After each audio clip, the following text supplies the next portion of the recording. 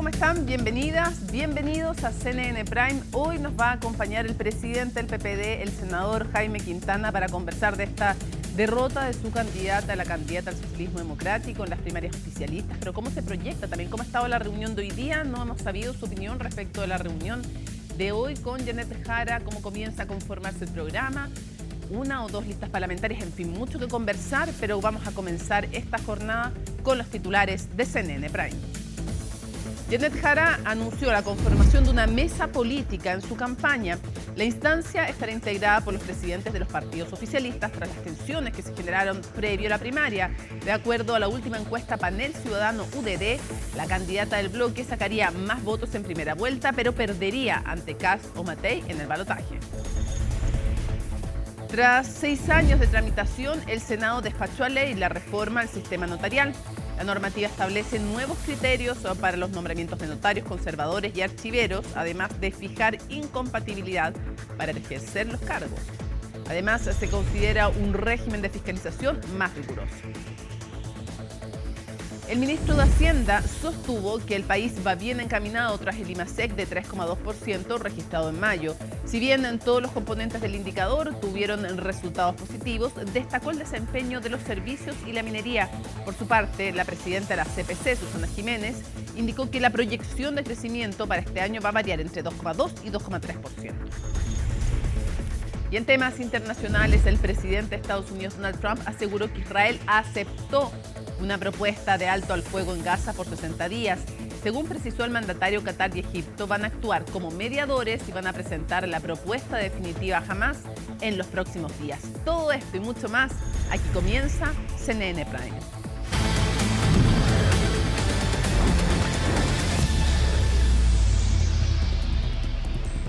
Bueno, el Ejecutivo ingresó a la Cámara Alta su propia reforma al sistema político de manera paralela a otro proyecto de ley impulsado por un grupo transversal de parlamentarios. Vamos a tomar contacto con Francisca Cárdenas desde el Congreso para conocer más detalles. Francisca, te escuchamos. Buenas noches. ¿Qué tal? ¿Cómo estás? Muy buenas noches. Y durante esta jornada se anunció por parte del gobierno que fue ingresada ayer la reforma al sistema político que ya se había anunciado por parte del Ejecutivo hace un par de meses atrás, que iba a complementar, y así lo han dicho los distintos integrantes de las distintas comisiones y también los parlamentarios, que va a complementar el proyecto que ya está siendo analizado y tramitado hace varios meses por parte, no solamente lo fue por parte de los senadores, sino que también por parte ahora de los diputados en la Comisión de Constitución de Reforma al Sistema Político, que plantea distintas modificaciones, pero la del Ejecutivo se enfoca más bien en los partidos políticos, en la conformación de los partidos políticos, en fiscalizar eso y que cambien los requisitos para poder crear y también constituir un partido en Chile. Eso es lo principal, modifica los distintos requisitos y, por ejemplo, dice que los partidos deberán ser constituidos al menos en 8 regiones. Eso va a ser uno de los requisitos más importantes, porque actualmente la normativa exige solamente 3 regiones, lo que le ha pasado a algunos partidos, y también aumentar al doble el número de firmas para la conformación de los partidos. Se fija además una restricción para que los fundadores de los partidos no puedan ser candidatos por un partido distinto dentro de los 4 años siguientes iniciado el proceso de constitución de un partido, prospere o no este. Esos son los principales puntos de este proyecto, que es diferente al que finalmente impulsaron los distintos senadores, recordemos, con un apoyo transversal de distintos sectores políticos, al menos en el Senado. Pasemos a escuchar entonces lo que dijo el ministro Álvaro Elizalde y la ministra Macarena Lobos. Se presentó el proyecto de reforma legal comprometido con el gobierno en el marco de la reforma política. Este es un proyecto que regula aspectos específicos con el objeto de enfrentar la atomización creciente de nuestro sistema político y generar incentivos para tener partidos más representativos. Por tanto, es un proyecto que está concentrado o focalizado principalmente en la regulación de los requisitos para constituir partidos políticos conforme a la ley, y adicionalmente regula otras materias que nos parece que son fundamentales, como es el caso de los comités parlamentarios. De esta forma se contribuye con un esfuerzo o iniciativa adicional precisamente para elevar el estándar de nuestra democracia Acá tenemos distintas normas que estamos modificando. En primer lugar, los requisitos para constituirse como partido político. Hoy día, como ustedes saben, hay reglas alternativas de que estén en 8 regiones contiguas o en 3 regiones discontiguas. Se elimina la exigencia de 3 regiones discontinuas para fortalecer, ¿no es cierto?, la representatividad de los partidos políticos. Asimismo, se eleva el número de firmas requerido para la constitución de partidos, pasando, ¿no es cierto?, de 0,25 a 0,5 del padrón electoral. Y adicionalmente se establece una restricción respecto a quienes hayan participado en la conformación de un partido político para efectos de que durante los 4 años siguientes no pueda participar en la conformación de otro partido. Bueno, lo importante de esta reforma del gobierno es que si se aprueba no va a ser aplicada, no va a tener efecto sobre las próximas elecciones parlamentarias y presidenciales. Recordemos, en noviembre, eso no va a tener un efecto dentro de las próximas elecciones, pero sí después. Por ejemplo, si alguien quiere crear o constituir un partido después de las elecciones, con posterioridad, ahí sí se van a aplicar los efectos de esta ley si llega a ser aprobada. Recordemos que recién fue ingresada, tiene que ser tramitada todavía y discutida por los distintos, tanto senadores como también diputados. Y por otro lado están las críticas de algunos diputados que dicen que se tiene que archivar a la reforma de los senadores que ya está en la Comisión de Constitución de la Cámara de Diputados. ¿Por qué? Por 2 cosas claves. Porque esta plantea, a diferencia de la del Ejecutivo, que el diputado, por ejemplo, senador que renuncia a la militancia de su partido debe dejar su cargo, pierde el escaño en el Congreso y por otro lado, algo que es clave, se fija y se establece un umbral de un 5% de votos válidamente emitidos para que se pueda tener representación en el Congreso Nacional. Así que pasemos a escuchar parte de las reacciones de algunos parlamentarios durante esta jornada. Si no reformamos el actual estado de situación de los partidos políticos, lamentablemente ninguna reforma al sistema va a servir. Necesitamos hacernos cargo de aquello y esperamos conocer en detalle la propuesta que el Ejecutivo hoy día está planteando. La propuesta que viene en el Senado creo que es absolutamente insuficiente, sesgada, pequeña y espero que sea archivada rápidamente para proceder a una discusión mucho más profunda y necesaria para el país. Yo puedo ser, digamos, el fiel reflejo de que cuando uno toma una decisión de salir de un partido, básicamente siempre tiene que tener un costo. El costo mío fue no poder ser candidato a la parlamentaria de este año. Y básicamente así también lo asumí porque la ley mandata y a la ley se le obedece. Ahora, creo que también puede ser un error estar legislando con respecto a las próximas elecciones o las reglas para las próximas elecciones. Creo que siempre, desde el mundo legislativo, empezar a improvisar ciertas leyes en donde queremos cambiar una manera de ver las cosas a muy corto plazo, creo que es de las cosas que hoy día nos tienen las condiciones que estamos en materia política. Bueno, ahí están entonces las distintas reacciones en torno a la reforma al sistema político, que recordemos es distinta a la de los senadores, que plantea otros elementos que han sido críticos, al menos para algunos diputados que dicen que ellos no quieren avanzar con esa reforma, que consideran que es mejor la del Ejecutivo, pero lo importante y clave aquí es que la del Ejecutivo viene a complementar la de los senadores. Por otro lado, hoy se aprobó, luego de más de 8 años de discusión en el Congreso Nacional, la reforma que modifica el sistema de nombramientos de notarios, conservadores y archiveros y que establece límites de edad para los cargos también y termina con la modalidad de cargos vitalicios y establece límites de edad. Por ejemplo, las personas que tengan 75 años actualmente van a tener el plazo de 1 año para dejar sus cargos y solamente se va a poder ejercer ese cargo hasta los 75 años, tanto para notarios, conservadores y archiveros. Y por otro lado también se plantean inhabilidades para los familiares, por ejemplo, del presidente de la República, de los ministros de Estado, de los fiscales, tanto del Ministerio Público como también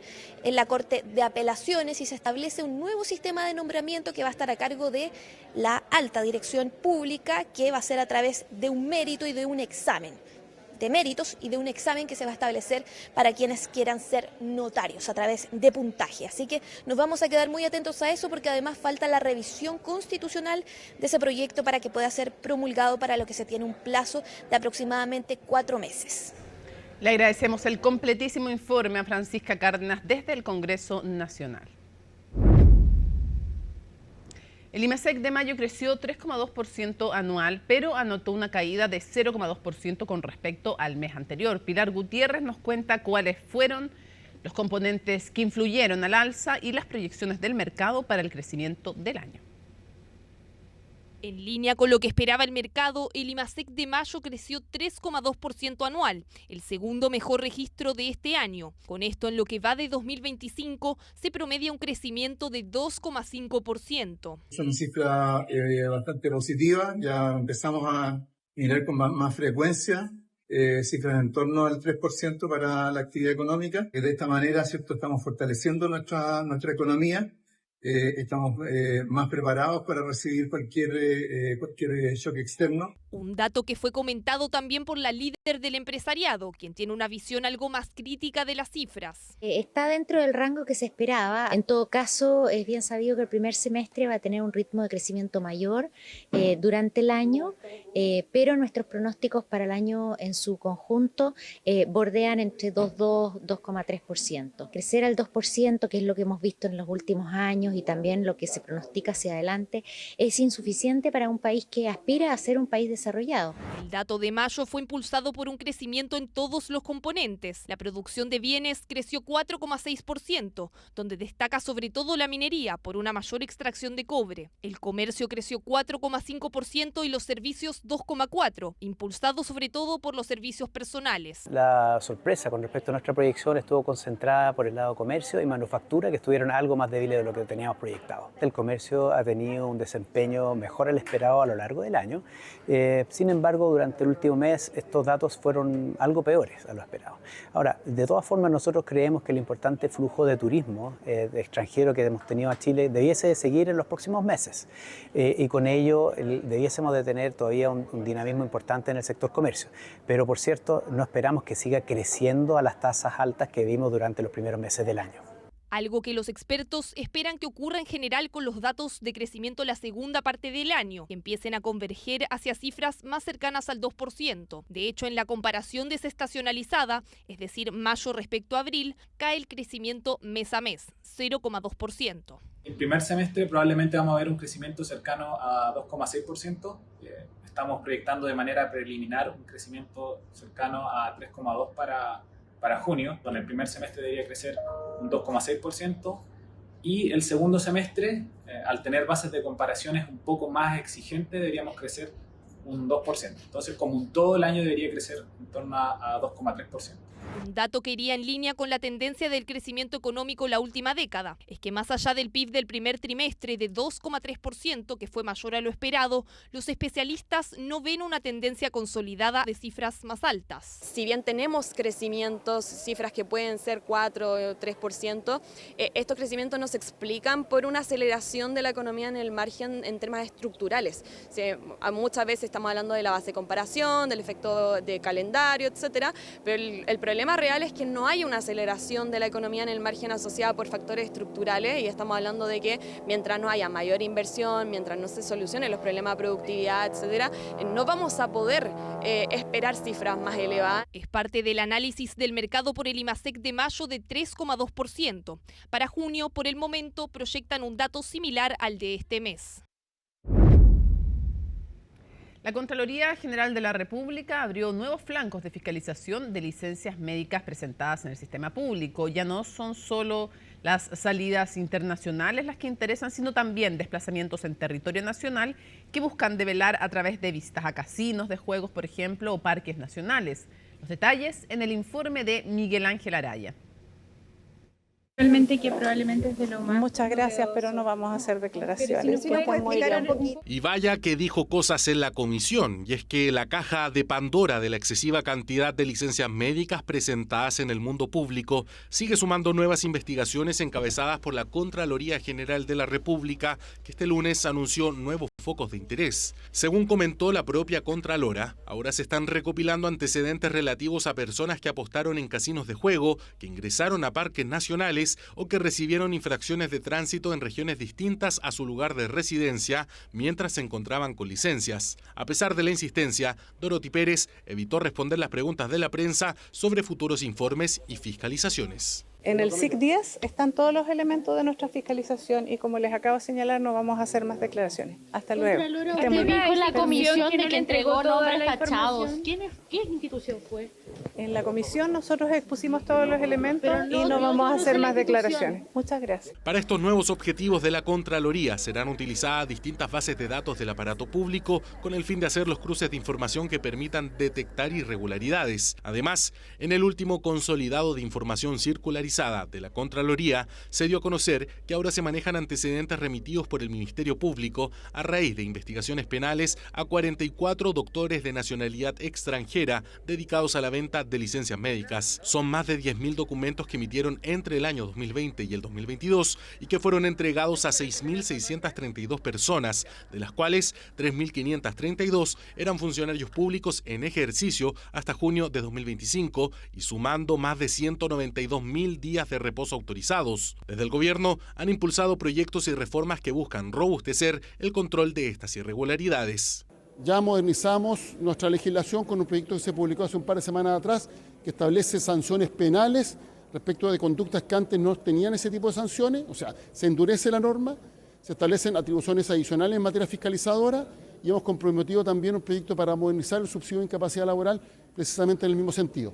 El compromiso del gobierno es hacer todo lo necesario para poner fin a estas situaciones de abuso y obviamente que respondan ante la ley quienes han infringido nuestro ordenamiento jurídico. Aquí hay muchas situaciones muy graves, personas que salieron al extranjero, que son más de 25.000, pero también cerca de 100.000 que hicieron un uso de licencias médicas para recorrer el país. Y en ese sentido creo que también ellos tienen que responder ante los tribunales de justicia si así corresponde. Esperamos que los sumarios que está ordenando la Contralora se hagan como corresponde.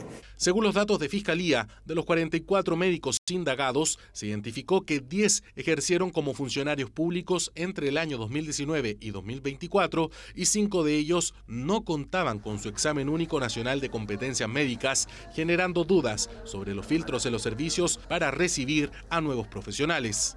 Algunas de las instituciones a las que pertenecían estos funcionarios que habrían comprado estas emisiones son municipalidades, Fuerzas Armadas, de Orden y Seguridad, Servicios de Educación, Gendarmería, entre otras entidades.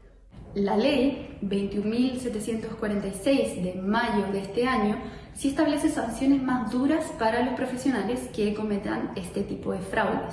Y esta ley también establece un sistema online de denuncia anónimo a través de la Superintendencia de Seguridad Social. En este sistema, eventualmente el empleador también podría entregar antecedentes adicionales que permitan investigar y sancionar estas conductas. Ahora queda esperar que avancen las indagatorias, tanto penales como administrativas, para conocer qué sanciones podrían recibir tanto quienes emitieron estas licencias presuntamente falsas, como también quienes los presentaron en sus respectivos trabajos. 8:17 minutos, con 18 minutos ahora. La candidata Janet Jara lideró la primera reunión oficialista tras la primaria del domingo. Luego del encuentro, la banderada anunció la formación de una mesa política, así le llamó, al interior de su campaña y los pasos a seguir de cara a la primera vuelta presidencial. Todo mientras mira con atención las definiciones que deberá tomar la democracia cristiana. Nos cuenta, nos informa Macarena Román. Aló. No diré nada. Es que ahora necesita salir de la izquierda para intentar convocar al centro. Con eso, como parte de los objetivos, Janet Jara encabezó la primera reunión de la mesa política del comando de cara a la primera vuelta presidencial. Estamos cumpliendo con la palabra empeñada y estamos poniéndonos a disposición de esta tarea que es en equipo. Un equipo que en este caso se reunirá todos los jueves por la mañana para la coordinación y tomarle el pulso a la campaña. Hasta ahora son 8 los presidentes de partidos que conformarán el grupo. ¿Estamos todos? Muy bien. Y esperamos ser más. A quien observan con atención es a la democracia cristiana para apostar al centro. La Falange tendrá que definir qué hacer luego de la caída presidencial de Carolina Toa. La decisión la deberían tomar el próximo 26 de julio en una junta nacional. No podemos apoyar a Janet Jara en la elección presidencial por las diferencias que tenemos. Esa es mi convicción. Ahora bien, el partido en su conjunto va a definir y para darnos tiempo también para hablar con otros posibles postulantes que nos han llamado, que se han contactado con algunos de ellos, porque cuando el centro político no tiene candidato, este se dispersa. La candidata oficialista no descarta suspender su militancia en el PC para llegar a otros electores, pero asegura que es un tema que todavía no se ha hablado. Eso a pesar de que la idea sí hace sentido en algunos presidentes de partidos. Una decisión como esa claramente daría mayor amplitud todavía a esta campaña, que yo creo que va a tener mucha amplitud. ¿La llamarías a tomar esa decisión? No le llamaría nada, yo creo que es una decisión que le corresponde a ella. Creo que le daría mayor amplitud todavía de la que ya está tomando esta candidatura. Eso no es una condición relevante, ya lo hemos señalado, aquí se vota por sus atributos personales, ella va a resaltar un programa que es de coalición, que nos va a representar a todos y a todas, y eso es lo que en definitiva debe pesar en el electorado. Electorado al que también se intentará llegar a través de los otros candidatos que participaron de las primarias. Si bien Carolina Toá confirmó que se alejará de la primera línea política, Mulet y Winter se muestran dispuestos a ser parte de la campaña. Ahora yo me imagino que ahora se genera una nueva campaña, que es la de primera vuelta, y ahí yo estaré disponible para lo que sea, y cuando digo lo que sea, es lo que sea. Yo estoy disponible, apoyarla de donde sea, como un militante de la Federación Regionalista Verde Social, o en el lugar que ella determine como importante para apoyar a su candidatura. Quien también mostró señales fue el presidente del Partido Comunista, quien en conversación con La Tercera reconoció que hubo desinteligencias durante la campaña entre lo que hablaba él y lo que decía la candidata Jara. Hubieron desinteligencias, eso significa una forma elegante de decir, fueron cosas que podrían haberse precisado mejor, en fin. Precisiones que muy probablemente también se darán en el programa de gobierno de Yanet Jara, quien asegura que todos los partidos harán su aporte. Eso mientras continúa la racha para la ex ministra del Trabajo. La encuesta Panel Ciudadano UDD la posicionó como la favorita del sondeo con 26%, seguida por José Antonio Kast y Evelyn Matei, quienes marcaron 23 y 19 puntos respectivamente. Hacemos una pausa en CNN Prime. Al regreso, el presidente del PPD en conversación con CNN Prime aquí.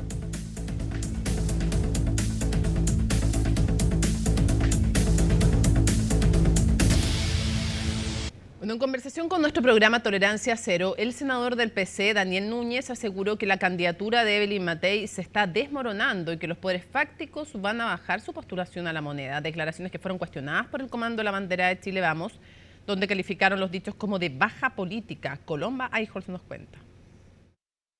Con el reciente triunfo de Yanet Jara en la primaria presidencial del oficialismo, las proyecciones sobre los resultados de la primera vuelta ya comienzan a perfilarla como una figura competitiva. Sin embargo, junto a ella también aparecen abanderados de la oposición. José Antonio Kast con un crecimiento sostenido en los sondeos y Evelyn Matei cuyo apoyo ha descendido en el último tiempo. ¿Cuál es un rival más fuerte hoy día? ¿Matei o Kast? La candidatura de Matei uno ve que se está desmoronando. Si a mí me apuran, creo que a Matei la van a bajar dentro de poco. ¿En serio? Los poderes fácticos de la sociedad chilena. Yo tengo la sensación que van a terminar yéndose con Kast. Sensación que, según señalan en el equipo de Matei, no se ajusta a la realidad, ya que la abanderada no tendría intenciones de deponer su candidatura. Sí reconocen, sin embargo, que ha cometido errores y atribuyen la baja en sus preferencias a su ausencia producto de un cuadro gripal que la obligó a guardar reposo hace un par de semanas. Si bien intentamos obtener una respuesta de su parte, la abanderada evitó referirse al tema. Yo estaba en una actividad privada, así que perdónenme, pero... También el senador Núñez dijo que iba a bajar su candidato. Cuando reconoce errores, ¿en qué punto? ¿Dónde específicamente reconoce los errores? Muchas gracias. Eso es una campaña del terror. Creo que no le corresponde al senador del Partido Comunista hacer esas apreciaciones. Me parece que más bien viene a un ataque sin sustento y de baja política lo que hace el senador Núñez. Senador que en conversación con Tolerancia Cero también arremetió contra los grupos económicos chilenos cuando se abordó el contenido de algunos pasajes del libro Apuntes para superar el neoliberalismo, del cual es coautor. Los grupos económicos chilenos no están comprometidos con el desarrollo nacional, tienen que hacer un cambio en su mentalidad, son rentistas, eso quiere decir que buscan la ganancia de corto plazo, inmediata, y no están comprometidos con un esfuerzo de inversión que provoque, por ejemplo, cambio tecnológico. Tal vez lo que falta es un diálogo más franco de nosotros con los grupos económicos. Diálogo que los gremios empresariales impulsarán con todos los candidatos presidenciales una vez que finalice la redacción de propuestas surgidas en sus mesas de trabajo, en las que participaron cerca de 80 personas del mundo empresarial y expertos. Y no tenemos la fecha definida porque estamos a 24 horas de la elección primaria y estamos recién constituyendo, ¿no es cierto?, esta mesa política. Pero sabemos, así como nos vamos a reunir con los empresarios, también con los trabajadores y trabajadoras, que son parte de las primeras señales que queremos dar. No hay que olvidar que las empresas no son solo sus dueños, las empresas son sus ejecutivos, son sus trabajadores, son los proveedores que forman parte de la cadena de valor y todos ellos de alguna manera ven un mayor bienestar en la medida que a la empresa también le va bien. Yo llamaría a un acercamiento a la actividad a través de los gremios, a través de las propias empresas para conocer más de lo que ellos hacen. Yo no logro entender esta lógica del Partido Comunista y del senador Núñez respecto al entendimiento que ellos tienen de cómo funciona el sistema económico y cómo funciona la cadena productiva en todas partes del mundo. Y es preocupante ese libro y es preocupante la reacción de lo que ellos plantean. Planteamiento que eventualmente podría tensionar las relaciones entre el empresariado y la candidatura del oficialismo encabezada por Janet Jara, una figura que ya en su rol de ministra debió dialogar con el gremio por iniciativas como por ejemplo el reajuste del salario mínimo. 14.000 empleos se crearon en el último año sin considerar los ajustes estacionales, cifra que preocupa y revela lo estancado que está el mercado laboral. Natalia Muñoz nos cuenta. Se agudiza la crisis en el mercado laboral. Las últimas cifras lo reflejan. 8,9% de desempleo en marzo-mayo 2025, donde preocupa la poca creación de nuevos puestos de trabajo. Apenas 14.000 en 12 meses, la cifra más baja para un trimestre comparable desde hace 15 años. Sectores claves como comercio, construcción, transporte y almacenamiento y otros servicios que en conjunto representan cerca del 40% del empleo total estén presentando contracciones. Es decir, en estos sectores se están destruyendo puestos de trabajo. Cuando tú observas la cifra de ocupados, efectivamente los datos dan cuenta de un neto de 14.000 puestos de trabajo, pero si tú comparas las cifras de creación de puestos de trabajo formales con informales, tú lo que vas a observar que al mismo tiempo que se crean alrededor de 230.000, 240.000 puestos de trabajo formales, se destruyen alrededor de 220.000 puestos de trabajo informales. Y si nos vamos a la cifra del último trimestre, solo se crearon 4.000 empleos, lo que refuerza la señal de estancamiento. La mayoría de ellos fueron grandes compañías y lo mínimo las pymes. La totalidad del empleo asalariado formal que se crea en el sector privado viene de la gran empresa. ¿Juan? En cambio, las MIPYMES tienen una creación de empleo extraordinariamente debilitada. Aquí los costos salariales están siendo un factor que ya se empieza a notar en las cifras que están impactando. Ahora las pymes sin duda no tienen mucha participación en la creación de empleo por lo complicadas que están, porque cuando ha aumentado el sueldo mínimo un 46% y no se ha robustecido la economía, naturalmente que es un tema bastante complejo. Incrementos como el aumento de salario mínimo, la reducción progresiva de la jornada laboral a 40 horas y la reforma de pensiones presionan los costos laborales. Y según el último informe de política monetaria del Banco Central, las empresas manifestaron preocupación por su trayectoria futura, ya que desde mediados de 2024 el índice de costos ha registrado un alza importante. Se ha traducido en una falta de acciones concretas que deberían estar tomándose o adoptándose como medidas de emergencia. No vemos eso y muy por el contrario, lo que vemos son medidas que en la práctica son más bien un desincentivo al empleo. Crece la actividad económica y el aumento de la contratación va muy por debajo de ese crecimiento. Lo que está ocurriendo con los costos laborales, vemos aumentos inusuales totalmente en términos históricos de los costos laborales. Hay estimaciones que hablan de que los costos laborales producto de las nuevas regulaciones han subido en torno a un 20%.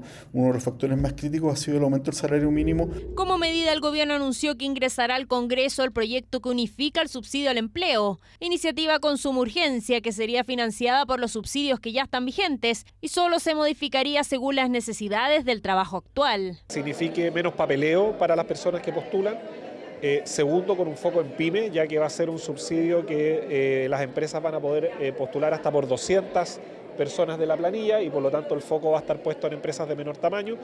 Tercero, un sistema de subsidios mucho más inclusivos porque incorpora por primera vez a las personas de más de 55 años. 260.000 empleos faltan recuperar para llegar a la cifra previa a la pandemia. El desempleo femenino ya levantó alertas por superar los 2 dígitos. Las proyecciones para el próximo semestre tampoco serían las mejores, ya que por la estacionalidad del invierno expertos prevén que la tasa de desocupación crecería cercana al 9,1%. Bueno, momento de conversar, como lo habíamos anunciado, con el presidente del PPD, el senador Jaime Quintana. Senador, muchísimas gracias por acompañarnos. Muchas gracias, Mónica, por la invitación. Buenas noches. Buenas noches. Queremos hablar del tema del resultado de la primaria y todo eso, pero antes de despejar un par de cosas, ¿qué le parece esta nueva reforma del sistema político que después de que los senadores tenían un acuerdo para ingresar, para tramitar en el fondo y habían avanzado algo, la propia, ingresa el Ejecutivo y que es sin ese umbral del 5%. ¿Tendrá que ver que el resultado de la primaria lo hace menos viable todavía presentar una reforma política con un umbral de 5% que el PC rechaza? A ver, nosotros, Mónica, hemos empujado, digo, como Partido por la Democracia, como Socialismo Democrático, hemos empujado una reforma al sistema político, entendiendo que la fragmentación que hoy día tenemos en ambas cámaras, pero particularmente en la Cámara de Diputados, no da para más, digamos. Y el gobierno que venga esto lo va a complicar mucho. Eso impide los acuerdos y una serie de otras cosas. Entonces, dicho lo anterior, nos parece que esto necesitaba, además de la reforma constitucional, necesitaba una ley específica. Y por lo mismo nosotros valoramos esto. Ahora, el umbral es una parte de esta discusión. También están otros aspectos bien sustanciales, en los cuales hay acuerdos, como la sanción a aquel que se cambia de partido, de pacto, que abandona el espacio por el cual fue elegido. Entonces, yo creo que es necesario que exista una reforma del sistema político. Sí, pero dejar fuera el 5% por parte del gobierno tendrá que ver con el nuevo o más allá de que haya sido esa la motivación original o no. La pregunta es si hoy día el PC, de alguna manera, con un triunfo en la primaria, tiene poder de veto para que entre ustedes impulsen el tema del 5% umbral, porque ellos no lo quieren. ¿Tienen poder de veto, no? Es una lectura, Mónica, pero también, para ser justo, en el tema del umbral, por eso te digo, el umbral es un aspecto del sí, no, yo sé, político, a ese me refiero. Pero también había sectores parlamentarios nuestros que tampoco les gustaba el umbral. Entonces, siempre supimos que era un tema que se podía discutir.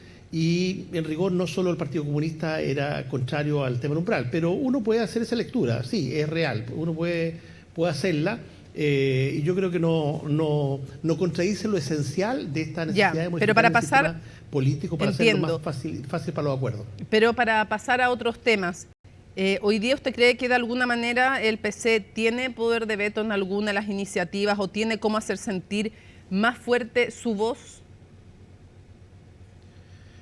Yo desconozco lo que se ha hablado estos días en la conversa de la candidata Yanine Jara con el presidente. El Partido Comunista tiene un eje importante, es un eje importante dentro del actual gobierno, de las coaliciones que lo sustentan. Eso no es nuevo, hasta ahora. No, pero digo, ahora. Pero colegir que hay un poder de veto por este tema me parece prematuro. No descarto que en el futuro pueda ocurrir, pero creo que es prematuro todavía para sacar esa conclusión, Mónica, en mi opinión. Ok. ¿Cuál es su primera impresión respecto, porque ya vamos a ir a los resultados, pero hay otro resultado antes de las primarias para analizar y que es la encuesta de la UDD en que dicen lo siguiente, dice Yanine Jara, por primera vez un candidato del oficialismo está primero en las encuestas cuando se le pregunta por quién votaría en primera vuelta en una lista cerrada. Esa es la parte para ustedes medio llena del vaso, la parte medio vacía es que pierde y por bastante frente a Kast o frente a Matei. ¿Cuán cuesta arriba está y cómo valora usted ese sondeo? Yo creo que estar primero, estar en la pole position es una responsabilidad siempre. Ya lo sabrá Matei, que ha estado 22 meses en esto. Nosotros aspiramos que ya dejara solo 4 meses y que le sea suficiente para pasar a segunda vuelta y ganar la elección después en segunda vuelta, pero falta mucho todavía y te insisto, es un desafío importante esta encuesta, pero habrá que ver cómo se trabaja la segunda vuelta, así como la primaria es una inflexión importante en el proceso, también lo es la primera vuelta. Sí, Entonces claro. habrá que ver cómo se amplía la base electoral de ella. Yo creo que ella tiene muy claro eso y creo que tiene las condiciones además para hacerlo. Ya, pero senador... Si pesaron los atributos ahora, con mayor razón van a pesar en noviembre. Ya, pero usted, porque si le creen en el fondo la encuesta, que ella está primera dentro de las preferencias para primera vuelta, me imagino que también le creen que al menos en este momento la segunda vuelta se ve difícil. ¿Usted reconoce que está difícil la segunda vuelta? ¿Usted así lo pensaba cuando apoyaba a Carolina Toá? Decía que era muy difícil para una candidata del Partido Comunista poder imponerse en una segunda vuelta. Usted mismo lo decía. Sí, y créeme que no nos hemos retractado en lo que señalamos. Ya. Esta fue una campaña compleja, se dijeron varias cosas, pero está difícil. Pero también era válido cuando planteábamos lo de Carolina Toá, decíamos exactamente lo mismo. O sea, quien ganara la primaria evidentemente iba a obtener el efecto turbocompresor, que es un impulso que te posiciona, que te mejora en la vitrina. Y eso es. Ya. Lo que pase después de segunda vuelta, bueno, habrá que trabajar mucho para eso. Ya. Quiero preguntarle, ¿cómo se explica usted los resultados de la primaria tan aplastantes en favor de Janet Jara y tan malos para Carolina Toá, la más que dobló? Bueno, son malos para todo aquel que no haya sido Janet Jara, porque son malos para todo el resto. No, para el Frente Amplio son pésimos. Yo creo que... Sí, claro, por eso digo, es malo para todo. O sea, aquí hay un fenómeno multicausal, sin duda. Yo creo que es prematuro hoy día para decir, mira, esta es la razón. Hay un tema de estrategia mal planteado desde el comando Toá o de Winter o de... No, yo creo que hay muchas causales. O sea, lo que más cuesta interpretar es cuando los alcaldes de todos lados no tuvieron control sobre su 10%, porque algunos se indica la responsabilidad en uno o en otro. No, en general todos los alcaldes no tuvieron control sobre su 10%. Entonces hay un fenómeno que es más complejo, que hay que mirarlo y no hay que sacar lecciones apresuradas. Pero efectivamente fue un golpe fuerte, naturalmente nos dolió, pero en política uno está, sobre todo cuando tiene convicciones democráticas profundas, como el Partido por la Democracia, siendo de coaliciones distintas, ¿no es cierto?, al Partido Comunista y particularmente a lo que representa Janet Jara en la primaria. Hoy día yo creo que esto es distinto, ella tiene una muy buena disposición a recoger otros puntos de vista y es una conversación que recién se inicia el día de hoy. Antes de ir a aquello, a la reunión de hoy día, ¿cómo les cayó el planteamiento del senador del Partido Comunista, hombre clave en el comando de Janet Jara, que ayer en Tolerancia Cero nos decía que una de las razones de la derrota de Carolina Toá es que nunca se bajó del pedestal y agregó que no conectaba con la gente, pero además la frase, al menos lo que yo he reporteado es que hay harta molestia en el socialismo democrático por esas palabras. Entonces quiero preguntarle a usted, como presidente del PPD, parte fundamental de esa campaña, ¿cómo le llegan y cómo le cayeron las palabras del senador Núñez? Bueno, efectivamente no nos gustan aquellas frases, algo hemos podido conversar en las últimas horas con mi colega el senador Daniel Núñez, con quien en general tengo una buena relación y él ha sido un pilar fundamental también de la campaña de Janet Jara, pero no ayudan porque, bueno, nosotros estamos en un proceso de asimilación también de lo que fue este resultado. Nosotros reivindicamos y valoramos las capacidades, la trayectoria y lo buena gobernante que podría haber sido Carolina Toá. Pero somos muy respetuosos del veredicto democrático y en eso no titubeamos ni un segundo. Pero creo que en esta fase que nos encontramos hoy día, pero se lo manifestaron, en esta apertura, se lo manifestaron al senador Núñez, ¿no? Sí, hemos conversado con Daniel hoy día que creo que hay cosas que no ayudan. No ayudan a nadie, no ayudan tampoco a la candidata. De alguna manera, senador, es un poco un ninguneo, ¿no? Yo no sé si un ninguneo, es una caricatura, una estigmatización. Una caricatura. Es no ver que Carolina Toá hizo un despliegue, hizo un esfuerzo gigantesco, puso ideas en el debate, algo central en una campaña, defendió puntos de vista, representa un sector que es aliado, que también Janet Jara, convengamos, lo necesita al socialismo democrático. Bueno, por lo tanto, creo que es completamente inadecuado hoy día hacer estos toreos. Y aquí hacer estos toreos, dice usted, es completamente inadecuado hoy día cuando los necesitan. Interesante lo que usted plantea. ¿Y a quién lo atribuye? ¿Será como...? ¿Por qué será?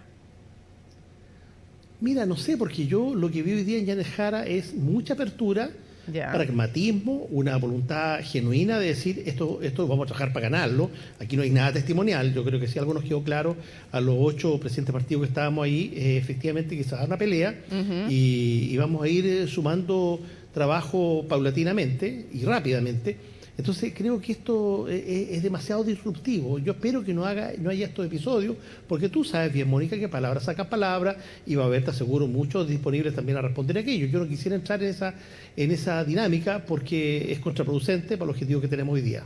Y le quiero preguntar, en lo personal, ¿cuál es su culpa en la derrota de Carolina Toá?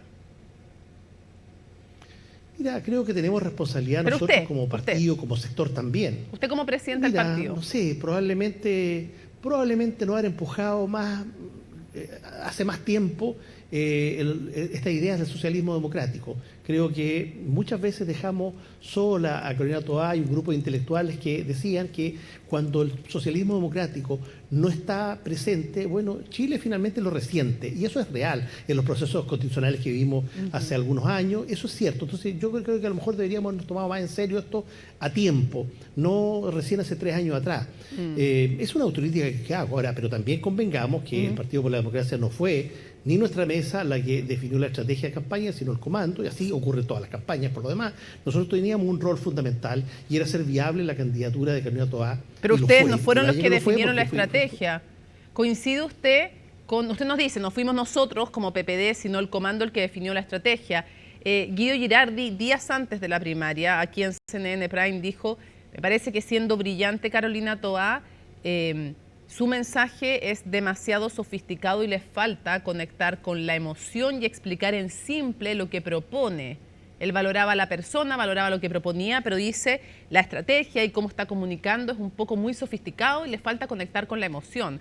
Como aprendizaje, ¿cree usted que Girardi tiene parte de razón? Yo creo que tiene un punto, Guido, en el sentido que los talentos, la capacidad intelectual, pero también de ser un buen gobierno, la capacidad de gobernar de Toá nunca estuvo en discusión, ni antes del domingo, ni después del domingo. Y yo te aseguro que si este diagnóstico que está poco a poco despejándose, estando más claro de que probablemente nos faltó orientar el mensaje hacia otro destinatario, hacia otro público, hacia otro auditorio, no te quepa ninguna duda que Toá, con todos los matea que si hubiera tenido este diagnóstico, no sé, 3 meses atrás o 2 meses atrás, probablemente hubiera hecho el enfoque.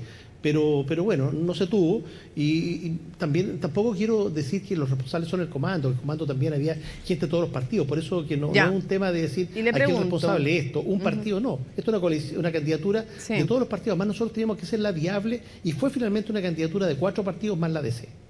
Súper derechamente, ¿va a renunciar a la presidencia del PPD?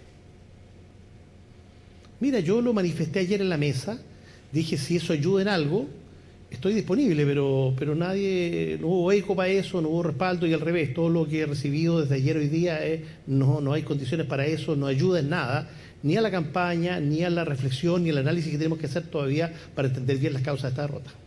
Ya, pero sigue estando su renuncia a disposición si es que sirve en algo.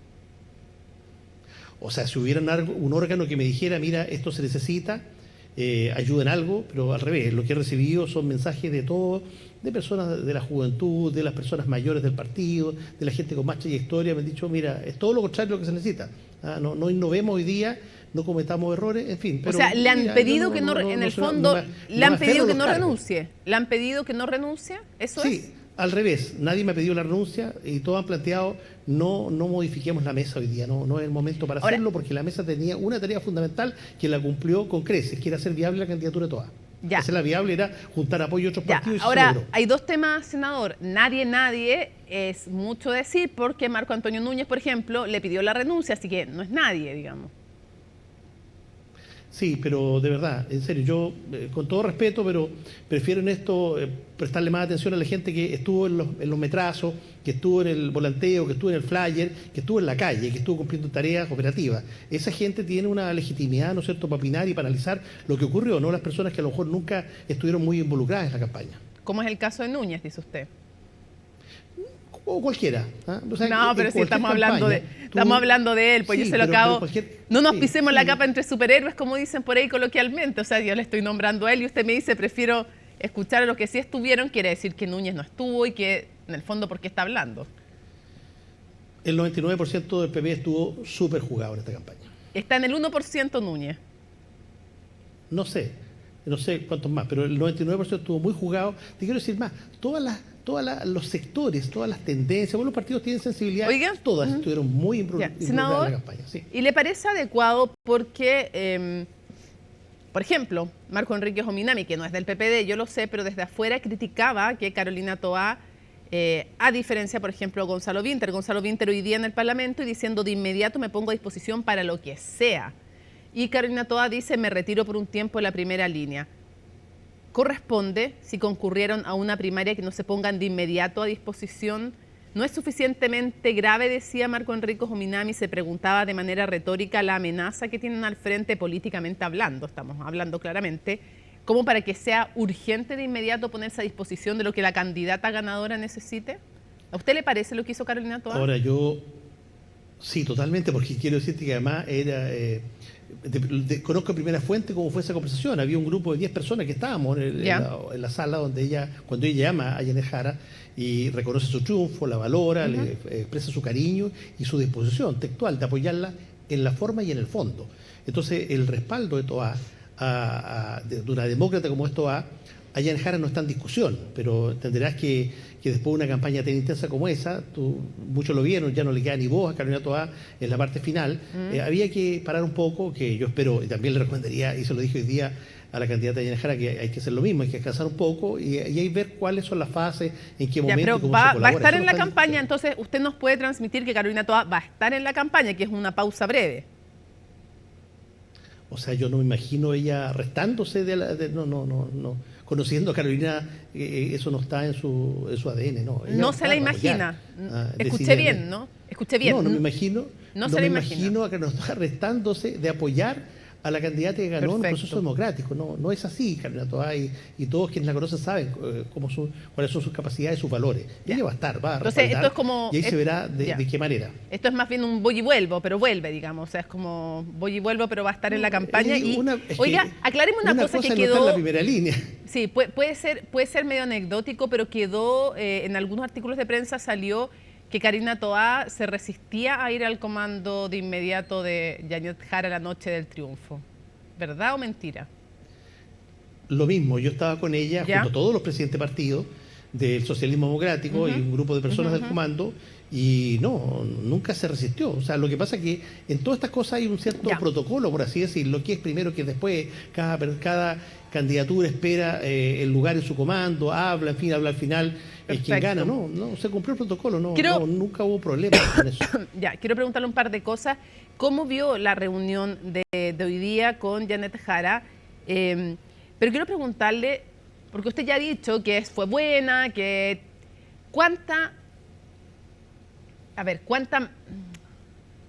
¿cuánto espacio de independencia tiene ella del Partido Comunista? ¿Cuánta autonomía cree usted que va a tener? Y de inmediato, ¿cuánto peso van a tener ustedes para poder influir en el futuro programa? Sobre todo después de una disparidad tan grande de votación. Mira, déjeme hacer una reflexión breve en el siguiente sentido, que también se lo planteé hoy día a la candidata. Nosotros, el 2021, apoyamos primero a Paula Narváez, luego a Yasna Roboste, nuestro sector, somos muy ordenados en eso, el tema democrático, y por lo tanto tuvimos en la campaña de Boric, actual presidente, poco tiempo para afiatarnos, trabajar en los equipos, menos de 4 semanas. Aquí vamos a tener 4 meses para construir confianza, lealtad y despliegue y capacidad operativa de trabajo. Y eso es real, eso es genuino. Y eso es lo que vamos a hacer, ese es el mandato que nos pidió también nosotros al socialismo democrático Carolina Toá. Lo hacemos no solo por lo que representamos, sino también por ella, por el liderazgo de ella. Entonces, no tengo duda que eso va a funcionar. ¿Pero le ve autonomía a ella del Partido Comunista? Ahora, yo no puedo hablar por el Partido Comunista, pero sí puedo transparentar lo que observo y lo que yo vi en esta primera reunión, donde estábamos todos los actores, en que ella toma decisiones, en que ella se muestra muy receptiva a las propuestas que por supuesto los sectores que estuvieron con ella, también el Frente Amplio hoy día, la Federación Regionalista Verde, también radicales, socialistas. Por eso, o sea, usted la ve con capacidad de autonomía.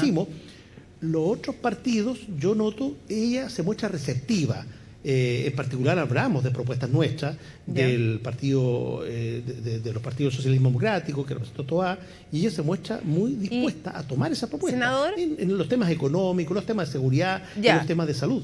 Se supone que ella va a zanjar, me imagino. La pregunta es, cuando estén sentados a la mesa, ¿cada uno de los partidos va a pesar lo mismo o el Partido Comunista, como ha triunfado en esta primaria, pesa más para imponer sus criterios programáticos? Bueno, en la reunión de hoy, yo lo que te puedo decir es que el Partido Comunista es un actor más. Un actor Ahora, más. Evidentemente es un partido al cual ella pertenece, va a tener una injerencia, pero yo espero que efectivamente sea lo que ella señala, que aquí va a haber una coalición o dos coaliciones, las que sean, pero finalmente una amplitud que dé soporte a esta candidatura. Y yo creo que eso motiva al resto. Si eso no ocurriera, claramente sería una dificultad, y yo creo que nadie está para cometer errores a esta altura. Claro, o sea, sería una dificultad en el fondo que se impusiera la mirada del Partido Comunista en cada uno de los temas. Todas las señales públicas que la candidata Yanez Jara ha transmitido desde la noche del domingo, ahí incluso planteó, se hizo cargo de unos temas que fueron críticas nuestras, y yo no desconozco aquellos, y la campaña estuvo dura en la última fase. Sí, pues. Y nosotros planteamos una crítica fuerte a la demanda interna. Eso como base le iba a del decir yo. crecimiento. Senador, es que aprovecho, como está entrando en eso, senador, como está entrando en eso, aprovecho de inmediato a hacerle la pregunta, porque va de cajón para allá usted. Y la pregunta es, ¿cuál es la o las áreas que más le preocupan, qué inquietud tienen ustedes respecto del programa Yanez Jara Transparentemos? Porque después vamos a ver, cuando se haga finalmente el programa, si es que tuvieron acogida o no sus inquietudes. ¿Qué es lo que más le preocupa del programa? Mira, todos los temas son importantes. Si yo dijera que todos se abordaron hoy día, no. Hoy día se habló un poco en lo económico, temas de seguridad, yo diría que los enunciamos, nuestras prioridades, que eran parte de las propuestas del Comando Carabinero Toá. Hubo sectores que plantearon el tema de vivienda con mucha fuerza y lo respaldamos. Ya, pero usted me está diciendo lo de la demanda interna que le preocupaba. ¿Qué le preocupa del programa, le digo yo? ¿Qué plantearon usted? Usted me dice, criticamos con mucha fuerza. ¿Qué cosa? Bueno, no, nos preocupa en que la base del crecimiento no puede estar solo supeditada al consumo interno, sino que tiene que hacerse cargo de lo que incluso este gobierno, el presidente Boric, ha impulsado en condiciones muy adversas, como es el comercio exterior. Y eso lo dijeron hoy. Eso yo lo reafirmé hoy, pero insisto, la candidata ya el domingo, después del triunfo, también lo planteó que iba a tomar esa idea. Entonces, yo lo que he visto hasta el momento, todavía, en la primera reunión, hay una disposición. Yo no puedo hablar por el Partido Comunista, pero me da la impresión que la candidata muestra autonomía respecto a su partido. Y si es así, yo creo que está bien aspectada.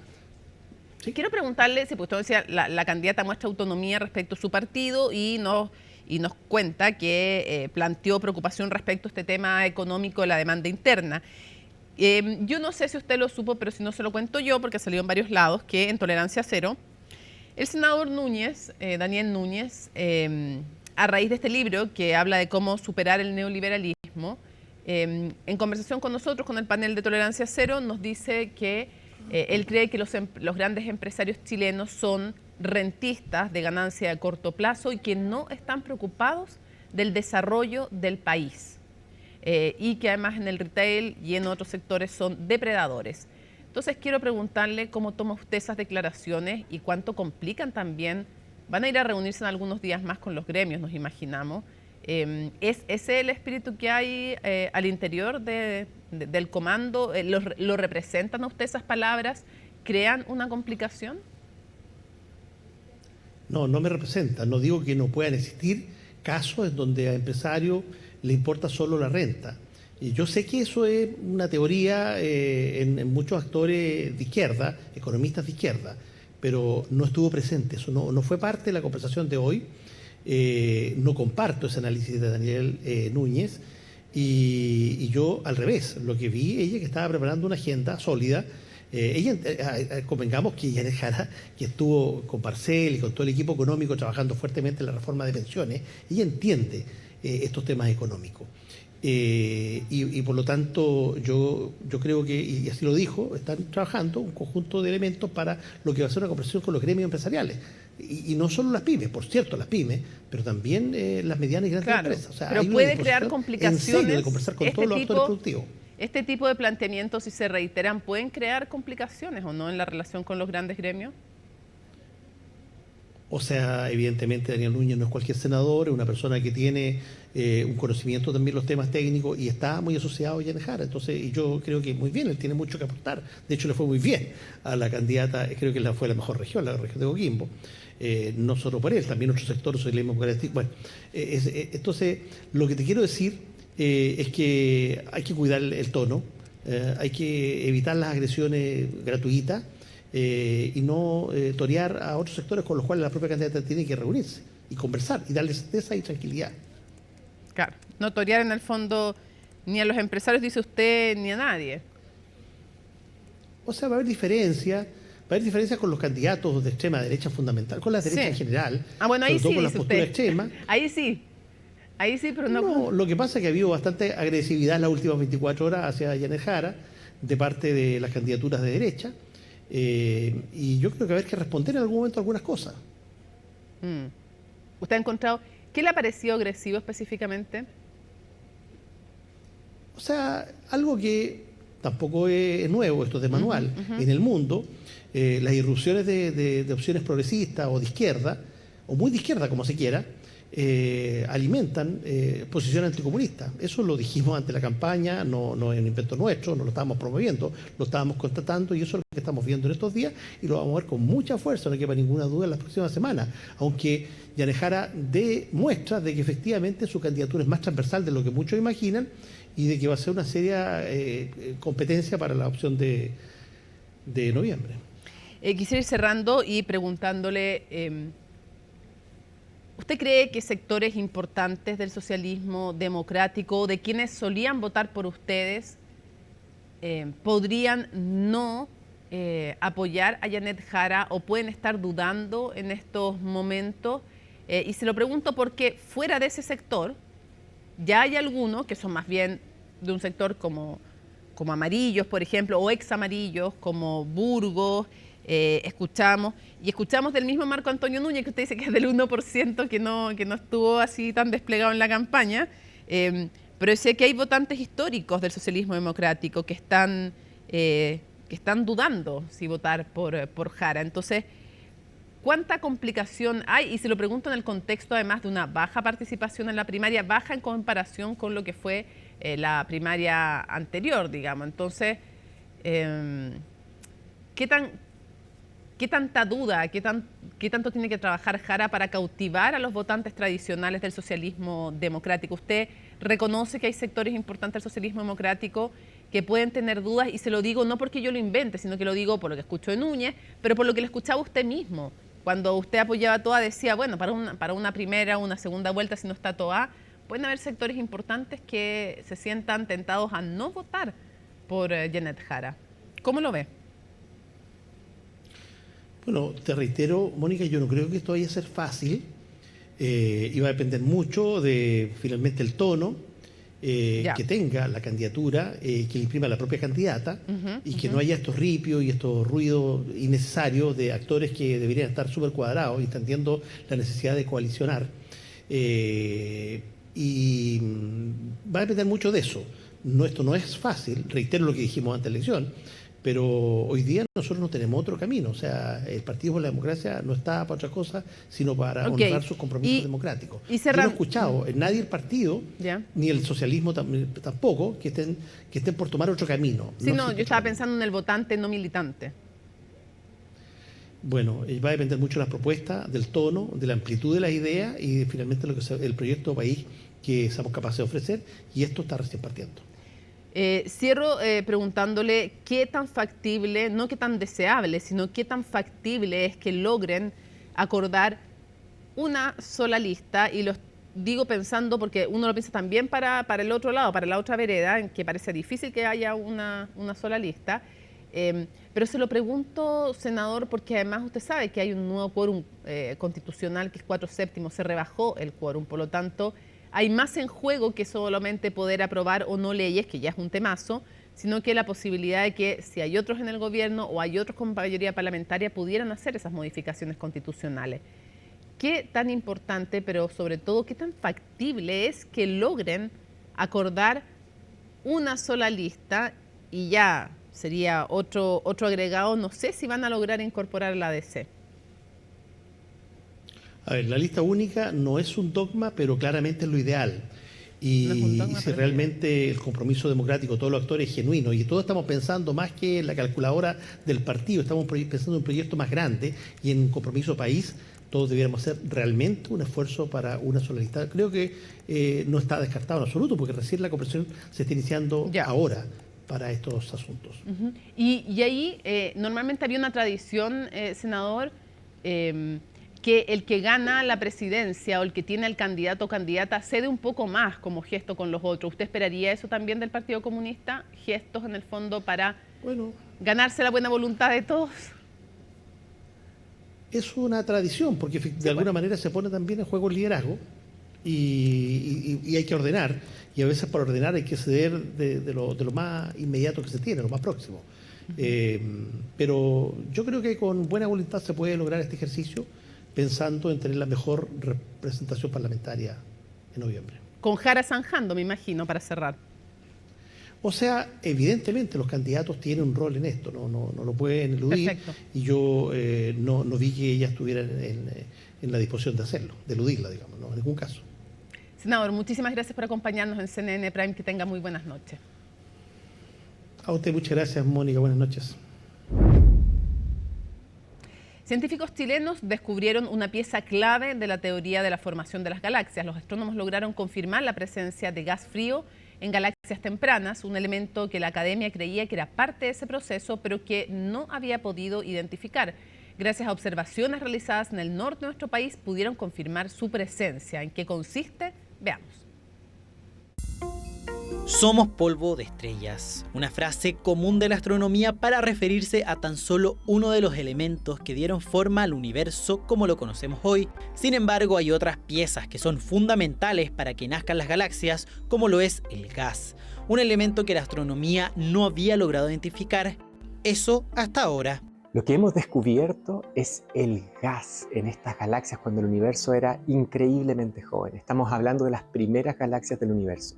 ¿Y por qué es importante este gas frío? Porque este es el lugar donde nacen las estrellas. Fue gracias a astrónomos chilenos que desde el observatorio ALMA, uno de los proyectos astronómicos más grandes del mundo y ubicado en el norte de nuestro país, pudieron identificar gases en galaxias jóvenes, elemento que, según las teorías de la formación de las galaxias, estaba presente. Sin embargo, anteriormente instrumentos como el telescopio Hubble o el James Webb no habían logrado observar. Esto es clave para poder pasar de la teoría de cómo se formaron las galaxias a las observaciones y poder, por ejemplo, confirmar de que estas galaxias, aun cuando el universo era muy joven, ya rotaban, ya tenían gas que se estaba moviendo similar a como podemos observarlo hoy en nuestra Vía Láctea. De esa forma pudieron comparar las imágenes de los distintos telescopios observadas en las mismas galaxias jóvenes para ver la posición de estas, además de sus movimientos.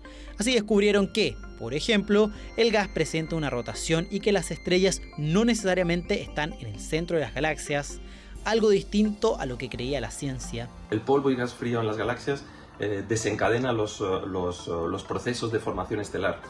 Y gracias a las observaciones del proyecto Cristal vemos estos procesos en los orígenes del universo, cuando el universo solo tenía un 10% de su edad actual, y nos permite trazar la evolución de cómo se formaron y cómo evolucionaron las galaxias a lo largo de la historia del universo.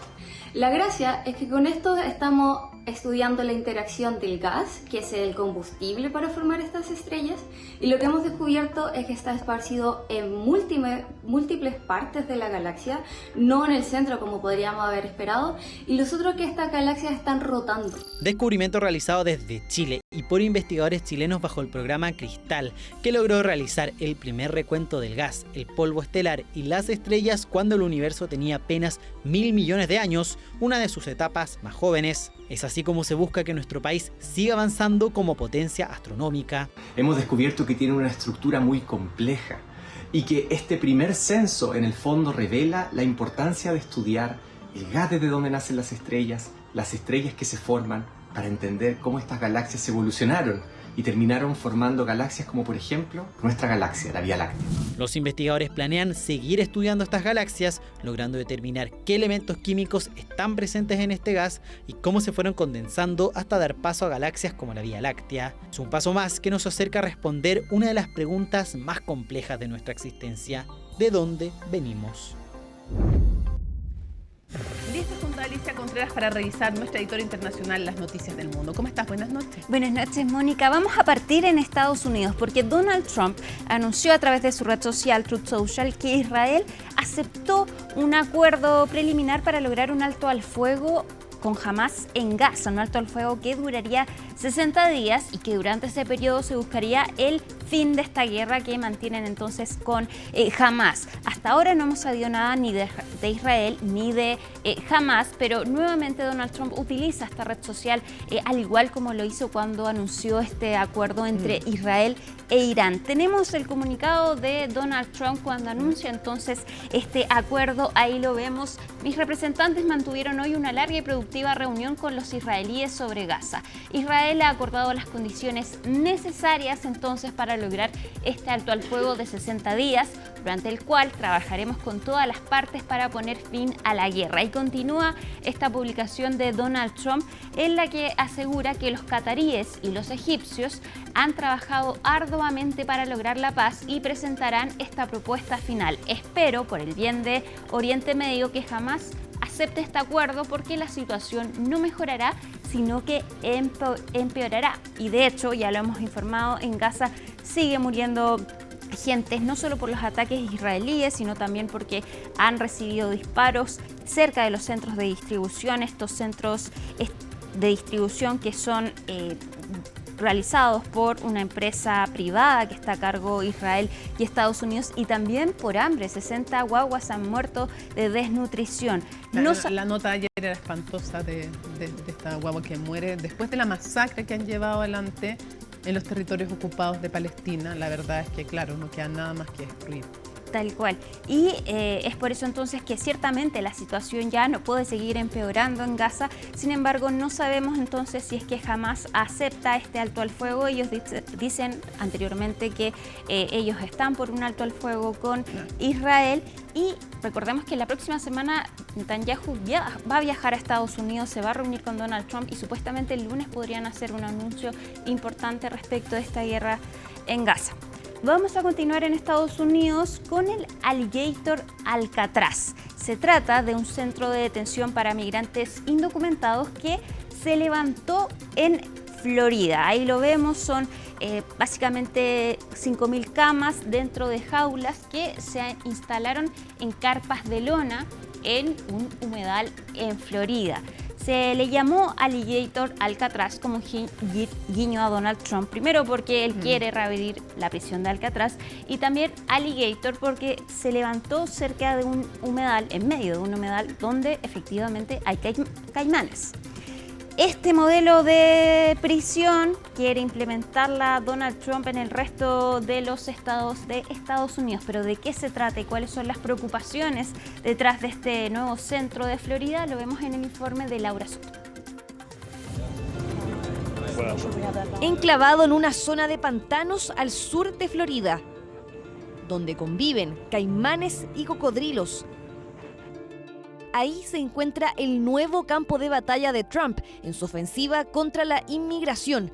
Alligator Alcatraz es el nombre que le asignaron a este centro de detención improvisado que busca albergar a miles de migrantes indocumentados. It's known as Alligator Alcatraz, which is very appropriate because I looked outside and that's not a place I want to go hiking anytime soon. We're surrounded by miles of treacherous swampland and the only way out is really deportation.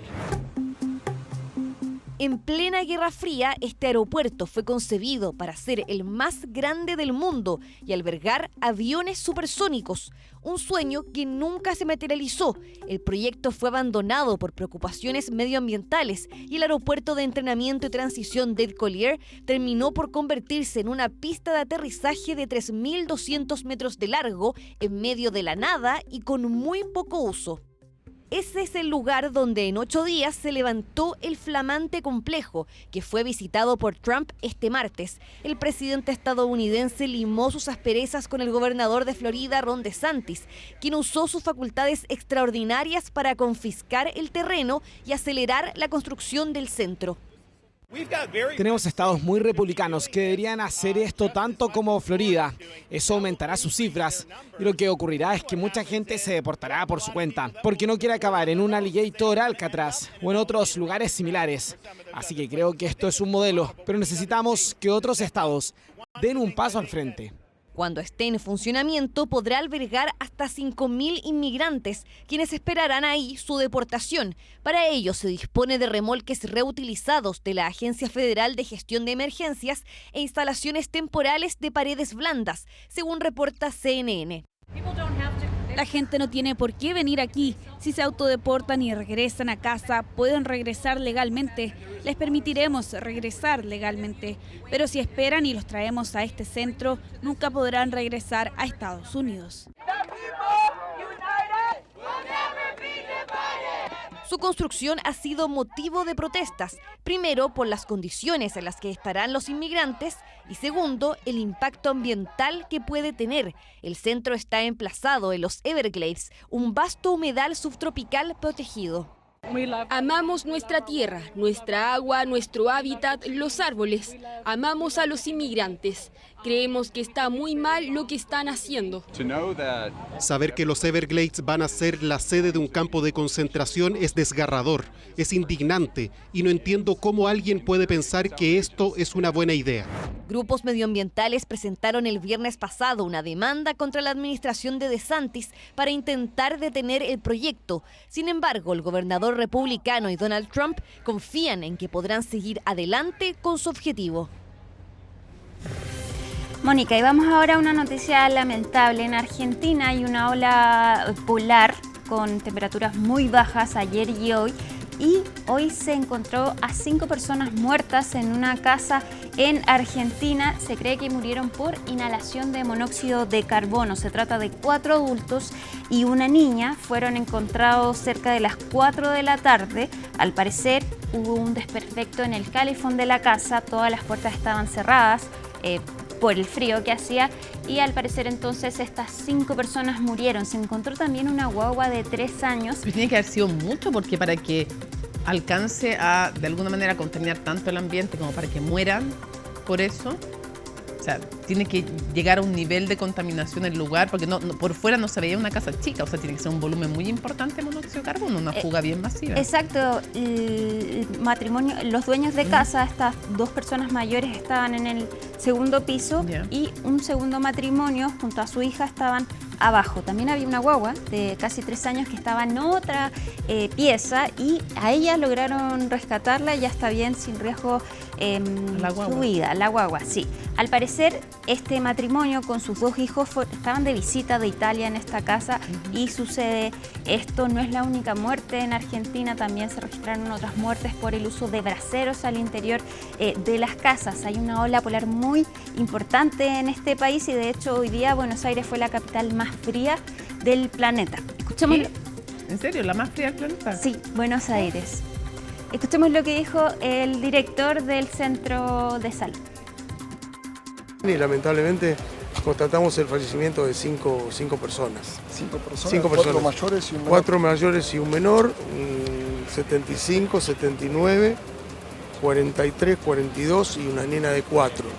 Bomberos rescató rápidamente al bebé de 3 años, que lo llevamos con la ambulancia al hospital Subizarreta, gracias a Dios está fuera de peligro, lo vamos a trasladar a los niños y está la pericia determinando qué es lo que causó.